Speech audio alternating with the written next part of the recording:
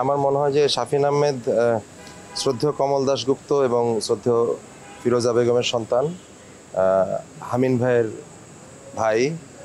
সমস্ত পরিচয়কে ছাপিয়ে উনি নিজে একজন কিংবদন্তি তুল্য শিল্পী শাফিন আহমেদ হয়ে উঠেছেন। এবং এরকম শিল্পী, এই মাপের শিল্পী, এত উঁচু মানের শিল্পী খুব কম জন্মায়, আমরা সেটা জানি। ওনার প্রতি মানুষের যে ভালোবাসা ছিল, আছে, আমরা সেটা বিশ্বাস করি। উনি যে সৃষ্টিগুলা করে গিয়েছেন, উনি যে কাজটা করে, মানে একের পর এক যে অসাধারণ কাজ উনি উপহার দিয়েছেন, আমরা সবাই যেখান থেকে অনুপ্রাণিত, আমরা যারা এই জেনারেশনে মিউজিক করি এবং ভবিষ্যৎ জেনারেশন যারা মিউজিক করছে বা করবে, সবাই আমার মনে হয় শাফিন আহমেদ সাহেবের মিউজিক থেকে অনেক অনুপ্রাণিত।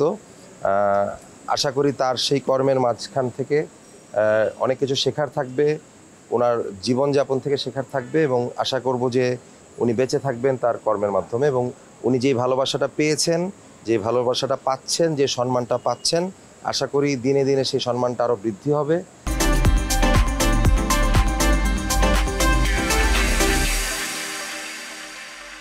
সম্মানটা বাড়বে এবং ভালোবাসাও বাড়বে আশা করি।